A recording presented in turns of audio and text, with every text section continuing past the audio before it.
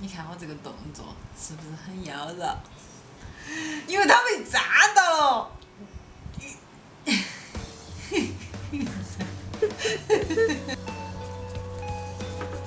啊！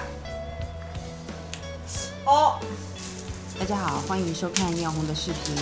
今天给大家带来的是一个很酷的科技主题的造型。为了更贴合模特的身材，这里用保鲜膜和胶带打底，在上面画出我们想要的形状，剪下来就可以得到模板了。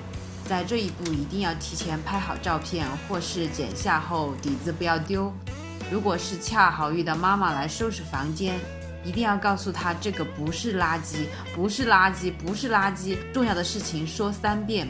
可惜这个已经是我的经验总结了，所以我在拼的时候就非常的烧脑，因为有的面是弧形拼接弧形，看形状很难知道这2个可以拼到一起的。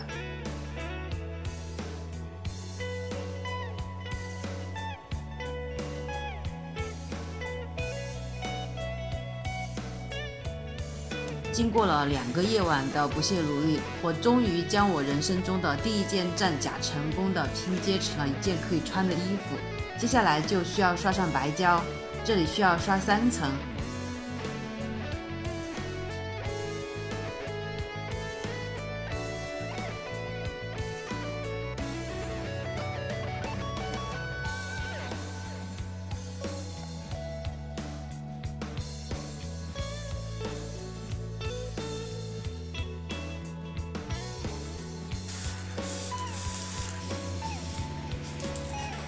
喷好漆以后，我觉得整个层次感不太好，于是我又将缝隙的地方填上黑色。当我填上黑色以后，我突然明白一个道理：战甲的层次应该是立体的，衣服至少是2层或者2层以上。我恍然大悟之后，我决定重做。于是我重新开始做模板，看到做的这么辛苦的份上，给个点赞吧。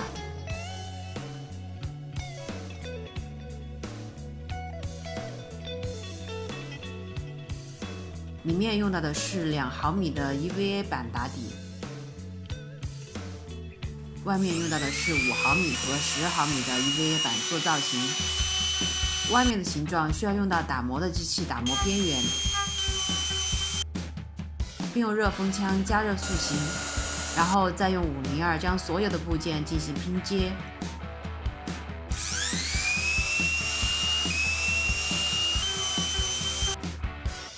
这样的感觉是不是比上次好很多呢？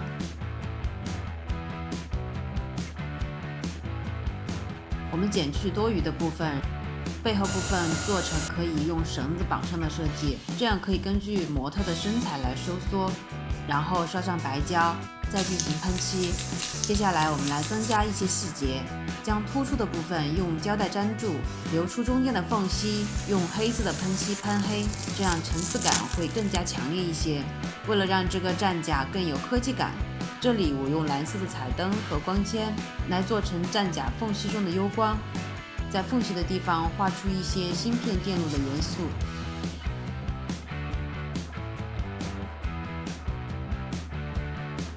胸口的地方做一个圆形类似于反应堆的装置，感觉这个是能量来源。这个也是我做的第2个，第1个因为没有设计好线路，所以就没有用。怎么样，升级后的第2代机械战甲是不是比第1次做的好多了呢？说到升级，这里我有一个大胆的想法。以前在做造型的时候都是在做加法，那么造型能做减法吗？这里我想到了一个残缺不全的机器人进化升级为未来正式的画面，我觉得很酷。为了实现这个画面，我打算做一个机械头盔，前面的部分是一个机械面具，面具残缺不全，妈妈的水管第N次被剪断，这个部分想要做出钢铁管道的效果，将管道和头盔连接，将头盔整个喷成银色，头盔的后面部分连上一些电线，头盔的下面是一些暴露的电路，这里在头部设计一个芯片的位置，这就是我们升级的核心部分了。这样我们就可以看到升级之前的雏形了。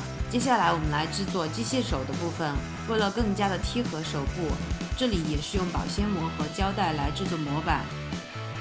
这里用到的是沃布拉来进行制作，用热风枪将材料吹软，然后在手套上塑形。这里其实蛮烫的，一定要小心烫手。每个部件弯曲好形状就可以喷漆了，再用胶水将每个部件粘贴在手套上。这里需要用到手来做支撑，这就意味着手可能被粘在里面。再将半面珠喷成银色，粘贴在关节处，我们的机械手部分就完成了。接下来我们来做腿部和手臂的部分，这里只有让我表妹来做人模了。这个部分的做法和前面的机械甲相似。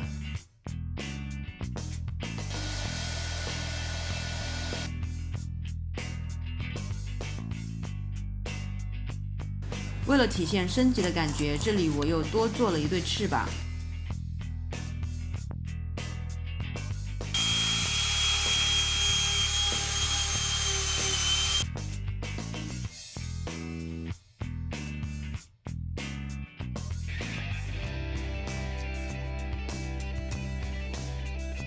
感觉这是被502粘住的第 N 次。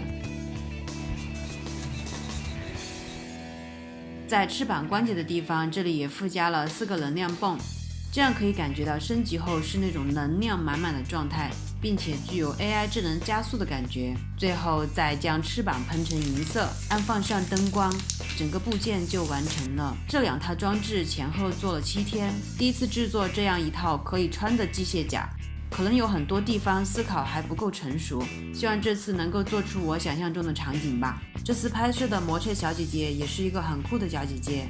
本期妆容主要体现小姐姐自身的特点就好，眼影部分先用蓝色打底，再用棕色加深眼尾，中间部分加一些亮片提亮，